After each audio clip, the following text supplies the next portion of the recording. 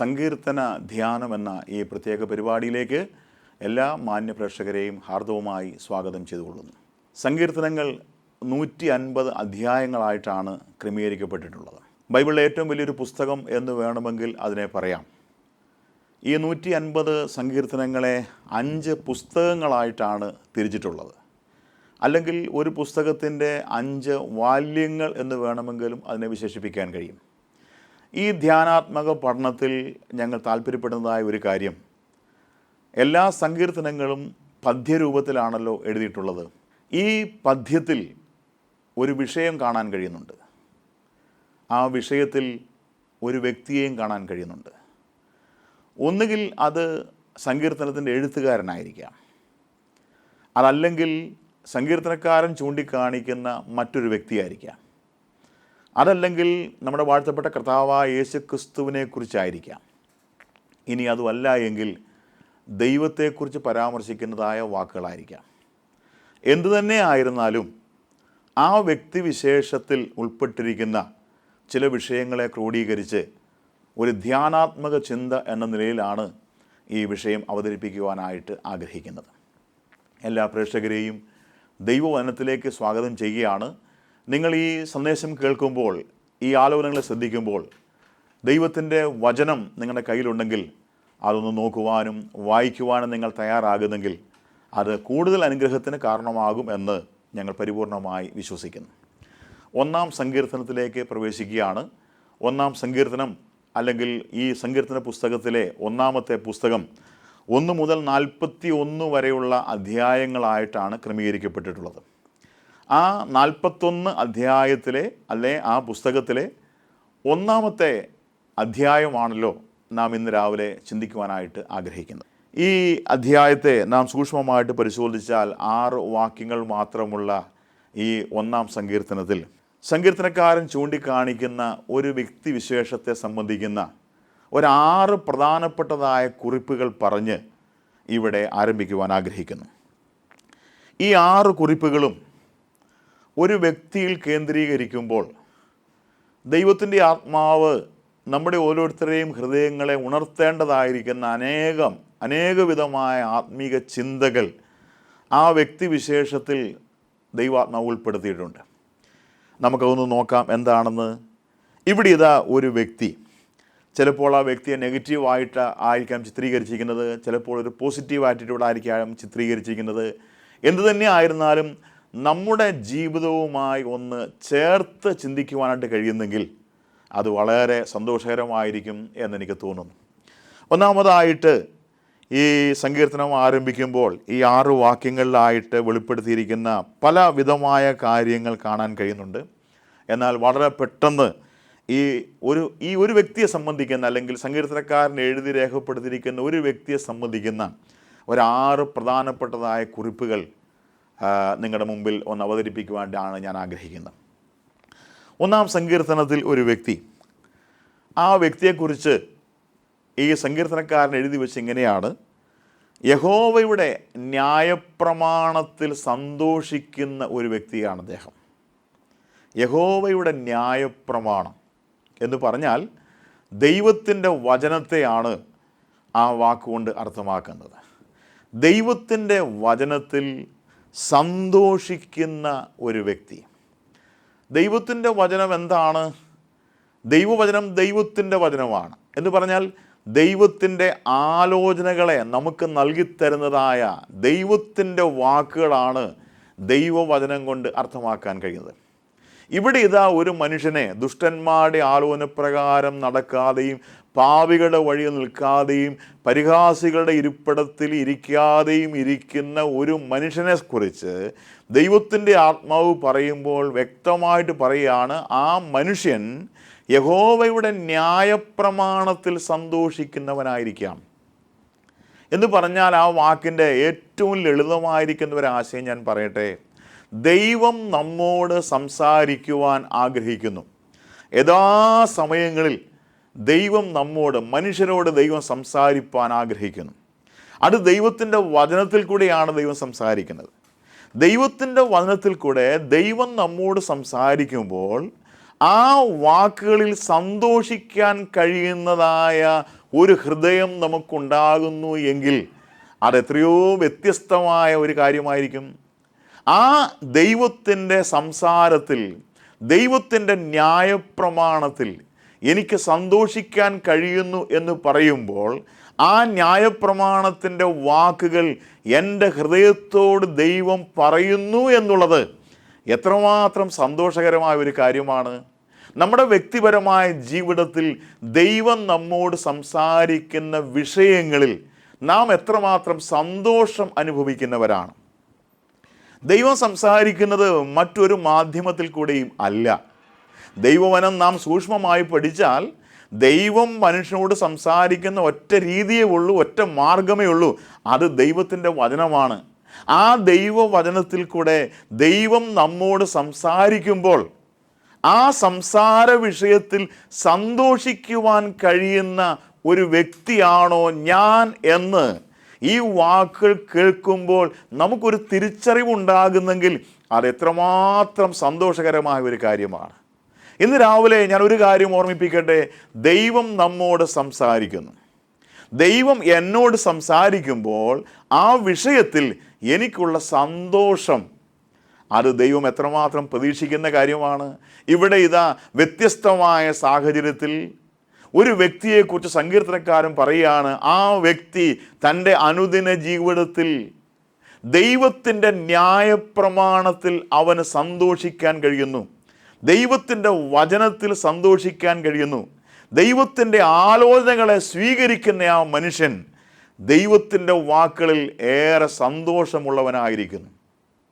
ആ വ്യക്തിയുടെ സ്വഭാവവും നമ്മുടെ സ്വഭാവവും തമ്മിൽ ഒന്ന് കമ്പയർ ചെയ്ത് നോക്കുക, ബന്ധപ്പെടുത്തി നോക്കുക, ഒന്ന് താരതമ്യം ചെയ്ത് ചിന്തിച്ച് നോക്കുക. ഞാൻ എത്രമാത്രം ദൈവവചനത്തിൽ സന്തോഷിക്കുന്നവനാണ്. ജീവിതത്തിൻ്റെ അനുകൂലവും പ്രതികൂലവുമായ സാഹചര്യങ്ങൾ എല്ലാവരിലും ഉണ്ടാകാൻ സാധ്യതയുണ്ട്, എല്ലാവരിലും.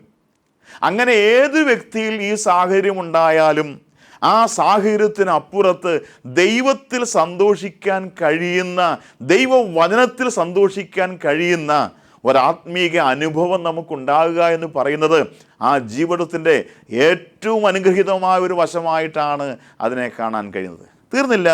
ഈ വ്യക്തിയെ സംബന്ധിച്ച് പറയുന്ന മറ്റൊരു പ്രധാനപ്പെട്ടതായ കാര്യം അതിൻ്റെ താഴെ ഇപ്രകാരമാണ് വായിക്കാൻ കഴിയുന്നത്. ഈ വ്യക്തി യഹോവയുടെ ന്യായപ്രമാണം രാപ്പകൽ ധ്യാനിക്കുന്ന വ്യക്തിയാണ്. നോക്കുക, യഹോവയുടെ ന്യായപ്രമാണത്തിൽ സന്തോഷിക്കണമെന്ന് മാത്രമല്ല, രാപ്പകൽ ദിവസത്തിൻ്റെ ആരംഭം മുതൽ ആ ദിവസത്തിൻ്റെ അവസാനം വരെയുള്ളതായ സമയത്ത് ഒരു വ്യക്തി രാവിലെ മുതൽ ആ ദിവസം അവസാനിക്കുന്നത് വരെ ഏതെല്ലാം കാര്യങ്ങളിൽ ഇടപെടും നമുക്കതറിയാം. എന്നാൽ ഏതെല്ലാം കാര്യങ്ങളിൽ ഇടപെട്ടാലും ദൈവത്തിൻ്റെ വചനത്തിൽ ധ്യാനിക്കാൻ കഴിയുന്ന ഒരു ധ്യാനാത്മക ഹൃദയം ആ വ്യക്തിയിൽ ഉണ്ട് എന്നുള്ളത് എത്രമാത്രം സന്തോഷം നൽകി തരുന്ന ഒരു കാര്യമാണ്. അതെത്രമാത്രം ആശ്ചര്യമുളവാക്കുന്ന കാര്യമാണ്. ദൈവത്തിൻ്റെ ന്യായപ്രമാണം രാപ്പകൽ ധ്യാനിക്കുക. വെറുതെ വായിച്ചു വിടുകയല്ല, വായിച്ചതിൻ്റെ വിശദാംശങ്ങളിലേക്ക് പോവുകയല്ല. വായിക്കുന്നതായ കാര്യങ്ങൾ എൻ്റെ ജീവിതവുമായി ചേർത്ത് ചിന്തിക്കുന്ന, ധ്യാനിക്കുന്ന ഒരു പതിവ് ഈ മനുഷ്യനിൽ വ്യക്തമായിട്ട് കാണാൻ കഴിയുന്നുണ്ട്. ബഹുമാനപ്പെട്ട പ്രേക്ഷകരെ, ഞാൻ ചോദിക്കട്ടെ, ദൈവത്തിൻ്റെ വചനം നാം കേൾക്കുന്നവരാണ്, ദൈവത്തിൻ്റെ വചനം നാം ഓരോ ദിവസവും വായിക്കുന്നവരാണ്. നാം വായിക്കുന്ന ദൈവത്തിൻ്റെ വചനം ധ്യാനാത്മകമായി തീരുവാൻ കഴിയുന്നുണ്ടോ? നമ്മുടെ ധ്യാനത്തിൽ അത് കയറി വരുന്നുണ്ടോ? ആ ധ്യാനം നമുക്ക് ആത്മീയ വർധനവിന് കാരണമാകുന്നുണ്ടോ? ആ ധ്യാനം നമ്മെ മറ്റൊരു തലത്തിലേക്ക് എത്തിക്കുന്നുണ്ടോ? ഒന്ന് ചിന്തിച്ചു നോക്കുക. ദൈവവചനം ധ്യാനിക്കുവാൻ കഴിയുന്നത് എത്രയോ ശ്രേഷ്ഠമായ കാര്യമാണ്. ഈ സങ്കീർത്തന പഠനത്തിൽ എന്നെ അത്ഭുതപ്പെടുത്തിയ ഒരു കാര്യമാണത്. ദൈവവചന ധ്യാനം. അനുദിനം നമ്മുടെ ജീവിതത്തിൽ ദൈവത്തിൻ്റെ ആലോചനകളെ നമ്മുടെ ജീവിതവുമായി ചേർത്ത് ചിന്തിക്കാൻ കഴിയുന്ന ആ ധ്യാനം ഉണ്ടായിരിക്കേണ്ടത് ആവശ്യമാണ്. മറ്റു പല വാക്യങ്ങൾ എൻ്റെ ഓർമ്മയിലേക്ക് വരുന്നുണ്ട്. യഹോവയെക്കുറിച്ചുള്ളതായിരിക്കുന്ന ധ്യാനം, ദൈവത്തെക്കുറിച്ചുള്ളതായിരിക്കുന്ന ധ്യാനം നിനക്ക് പ്രസാദകരമായിരിക്കട്ടെ എന്നാണ് മറ്റൊരു സങ്കീർത്തനത്തിൽ വായിക്കാൻ കഴിയുന്നത്. ഇവിടെ ഈ മനുഷ്യൻ ജീവിതത്തിൻ്റെ വ്യത്യസ്തമായ സാഹചര്യങ്ങളിൽ ദൈവത്തിൻ്റെ വചനം ധ്യാനിക്കുന്നവനായിട്ടാണ് അവനെ കാണാൻ കഴിയുന്നത്. ആ ധ്യാനം എന്ന് പറയുന്നത് നമ്മുടെ ആത്മീയ ജീവിതത്തിൽ പ്രശ്നങ്ങളുടെ മേൽ, പ്രതികൂലങ്ങളുടെ മേൽ, നാം പ്രതീക്ഷിക്കാത്തതാകുന്ന സാഹചര്യങ്ങളുടെ മേൽ നമുക്ക് വലിയ ബലം തരുവാൻ അത് കാരണമാകും. നമ്മുടെ ജീവിതം വളരെ സന്തോഷകരമായി മുന്നോട്ട് പോകാൻ അത് കാരണമായിട്ട് തീരും. വളരെ വ്യക്തമായി ദൈവാത്മാവ് പറയുകയാണ്, നാം ധ്യാനിക്കുന്നവരായിരിക്കണം. വായിച്ചു വിടുന്നവരായിട്ടല്ല, വായിച്ച് മറന്നു പോകുന്നവരായിട്ടല്ല. ദൈവവചനം നമ്മുടെ അനുദിന ജീവിതത്തിൽ ധ്യാനിക്കുന്നവരായിട്ട് തീരുവാൻ നമുക്കിടയായി തീരട്ടെ. ഈ മനുഷ്യനെക്കുറിച്ച് അഥവാ മറ്റൊരു വ്യക്തിത്വത്തെ സംബന്ധിച്ച് ഈ സങ്കീർത്തനക്കാരൻ എഴുതി വച്ചിരിക്കുന്ന മറ്റൊരു കാര്യം എന്തെന്നറിയാമോ? ഈ വ്യക്തി ആറിനരികെ അല്ലെ ആറ്റിനരികെ നട്ടപ്പെട്ട വ്യക്തിയാണ്. ആറ്റിൻ്റെ അരികത്ത് കൊണ്ട് നട്ടിരിക്കുകയാണ്. ആ വ്യക്തിയുടെ വിശേഷത എത്ര വലുതായിരിക്കുന്നു പ്രിയപ്പെട്ടവരെ. ആറിനരികെ സ്വാഭാവികമായി കിളിർത്തു വന്ന ഒരു വ്യക്തിയായിട്ടല്ല, വളരെ പർപ്പസിലേക്ക് കൊണ്ടുവന്ന് നട്ടുവെച്ചിരിക്കുകയാണ്. ഈ ആറ്റിൻ്റെ അരികെ നട്ടിരിക്കുന്നത് കൊണ്ട് എന്തെല്ലാം ഗുണങ്ങളാണ് ലഭിക്കുന്നത്, ഏതെല്ലാം അനുഗ്രഹങ്ങളാണ് അത് മുഖാന്തരം ലഭിക്കപ്പെട്ടിരിക്കുന്നത്. ആറ്റിൻ്റെ അരികെ നട്ടിരിക്കുന്നു. വളരെ സന്തോഷകരമായ ഒരു വാക്കാണത്. ആറ്റിൻ്റെ അരികെ നട്ടിരിക്കുന്ന വ്യക്തി യാദൃശ്ചിക കിളുത്ത് വന്നതല്ല, മറിച്ച് നട്ടപ്പെട്ടതാണ്. ആറിനരികെ കൊണ്ടുവന്ന് ഒരു വ്യക്തിയെ നടുമ്പോൾ അതിൻ്റെ പിന്നിൽ പല ഉദ്ദേശങ്ങളുണ്ട്. ആ വ്യക്തിക്ക് ലഭ്യമായിരിക്കുന്ന ധാരാളം വെള്ളം, അതാണല്ലോ ആറിനരികെ നടുന്ന ഏറ്റവും പ്രധാനപ്പെട്ടതായ പ്രത്യേകത. ഈ വ്യക്തിയുടെ ജീവിതത്തിൽ എന്തു പ്രശ്നങ്ങളുണ്ടായാലും, സാരമല്ലാത്ത ഏത് സ്വാഭാവികമായ പ്രശ്നങ്ങളുണ്ടായാലും അതിൻ്റെ ഒക്കെ നടുവിൽ ഈ വ്യക്തി ആശ്വസിപ്പിക്കുന്ന ഒരു കാര്യമുണ്ട്. സമൃദ്ധി, ദൈവത്തിൻ്റെ സമൃദ്ധിയുള്ളതായിരിക്കുന്ന ആ ധാരാളമായിരിക്കുന്ന വെള്ളം ഉള്ളതായ സ്ഥാനത്താണ് ഈ വ്യക്തിയെ നട്ടിരിക്കുന്നത്. അത് വലിയൊരു അനുഗ്രഹത്തിൻ്റെ വിഷയമായിട്ടിരിക്കുന്നു. അനേകർക്ക് വെള്ളമില്ലാതെ ഉണങ്ങി വരേണ്ടതായിരിക്കുന്ന ജീവിതാനുഭവം അവരുടെ അനുഭവങ്ങളിൽ ഉണ്ടാകുമ്പോൾ ഞാൻ ആശ്വസിക്കുന്ന വിഷയമുണ്ടെന്നറിയാമോ?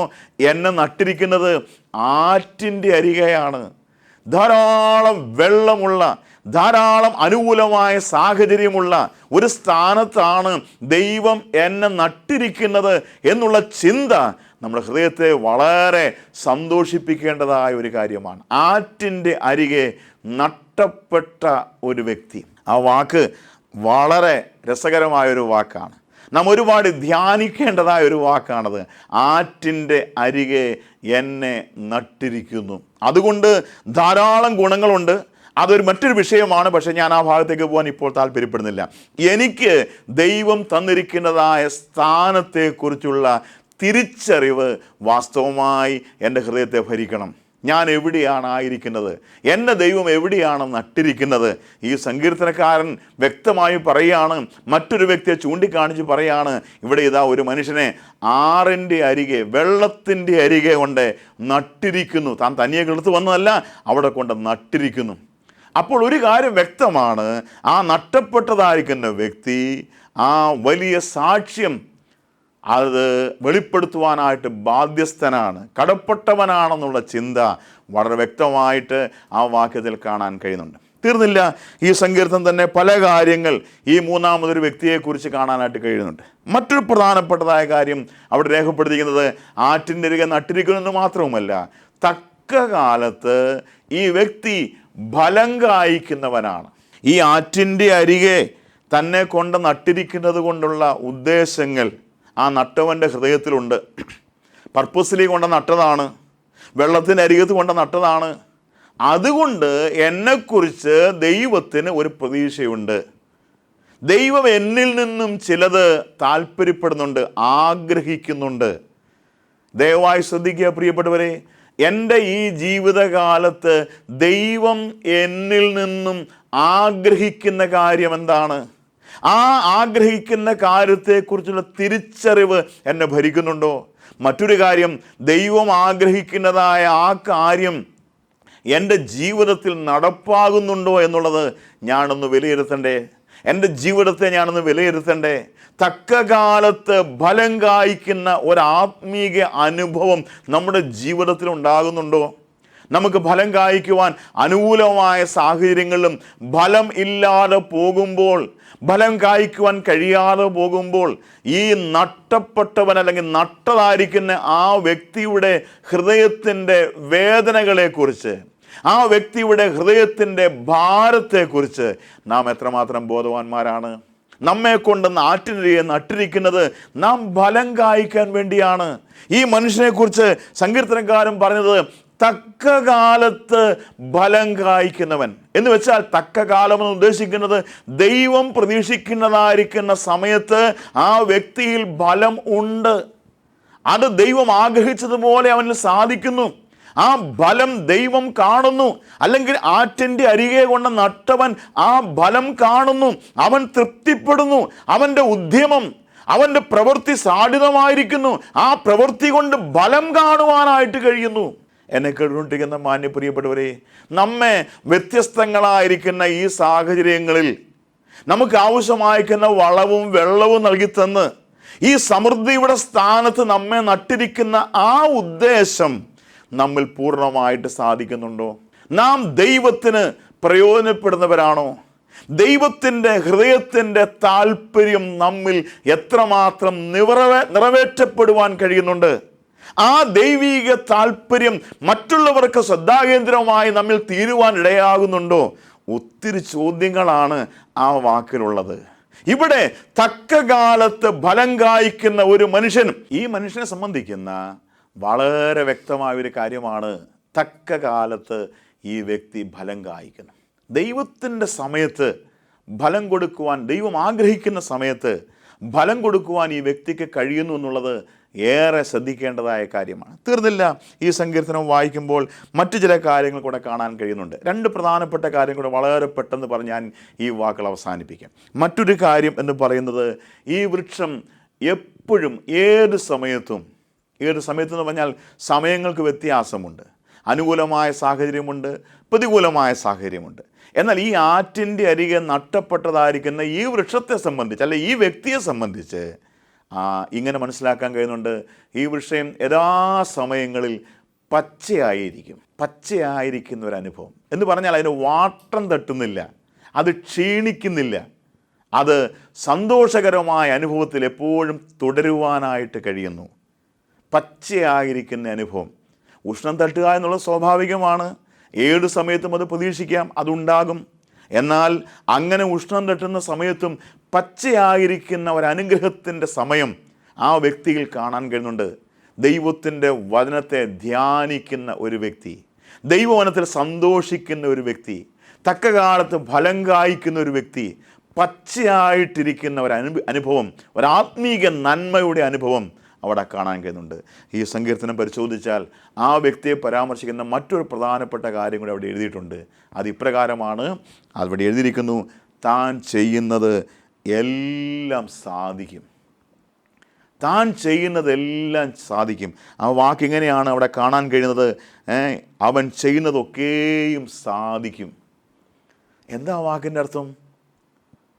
അവൻ ചെയ്യുന്നതൊക്കെയും സാധിക്കുമെന്ന് പറഞ്ഞാൽ തൻ്റെ മുമ്പിൽ ഇനി ഒരു ബാലികേറാ മലയില്ല. തൻ്റെ മുമ്പിൽ തനിക്ക് കീഴടക്കുവാൻ പര്യാപ്തമല്ലാത്ത മറ്റൊന്നുമില്ല. അവൻ ചെയ്യുന്നതൊക്കെയും സാധിക്കും. ഈ വാക്കുകളെ കേട്ടുകൊണ്ടിരിക്കുന്ന ഈ സമയത്ത് നമ്മുടെ ചിന്ത ഈ വിഷയത്തിൽ നിന്ന് കേന്ദ്രീകരിക്കാം. ദൈവം ആക്കിയിരിക്കുന്ന സ്ഥാനത്ത് നഷ്ടപ്പെട്ട ഒരു വ്യക്തിയല്ലേ ഞാൻ? എൻ്റെ ആത്മീക അനുഭവങ്ങൾ എങ്ങനെയിരിക്കുന്നു? എൻ്റെ ആത്മീക വിഷയങ്ങൾ എങ്ങനെയിരിക്കുന്നു? ദൈവവുമായുള്ള എൻ്റെ ബന്ധം എങ്ങനെയിരിക്കുന്നു? ഈ സങ്കീർത്തന പഠനത്തിൽ കൂടെ, ഈ ധ്യാനത്തിൽ കൂടെ ദൈവത്തിൻ്റെ ആത്മാവ് നമ്മോട് വ്യക്തമായി സംസാരിക്കട്ടെ. ഇലവാടാത്ത പച്ചയായിരിക്കുന്ന ആത്മീക മൂല്യങ്ങൾ ഉൾക്കൊള്ളുന്ന, ആത്മീക സന്തോഷം അനുഭവിക്കുന്ന, ദൈവത്തിൻ്റെ വനത്തെ രാപ്പകൽ ധ്യാനിക്കുന്ന, ആ വനത്തിൽ സന്തോഷിക്കുന്ന ഒരാത്മീക അനുഭവം നമ്മുടെയും ജീവിതത്തിൽ ഉണ്ടാകട്ടെ എന്ന് ആത്മാർത്ഥമായി ആഗ്രഹിച്ചുകൊണ്ട് പ്രാർത്ഥിച്ചുകൊണ്ട് ഈ സന്ദേശം നിങ്ങളുടെ മുമ്പാകെ അവതരിപ്പിക്കുന്നു. ദൈവം ഈ വാക്കുകളെ കേട്ട ഏവരെയും അനുഗ്രഹിക്കട്ടെ. ദൈവത്തിൻ്റെ വലിയ നാമം വാഴ്ത്തപ്പെടുമാറാകട്ടെ.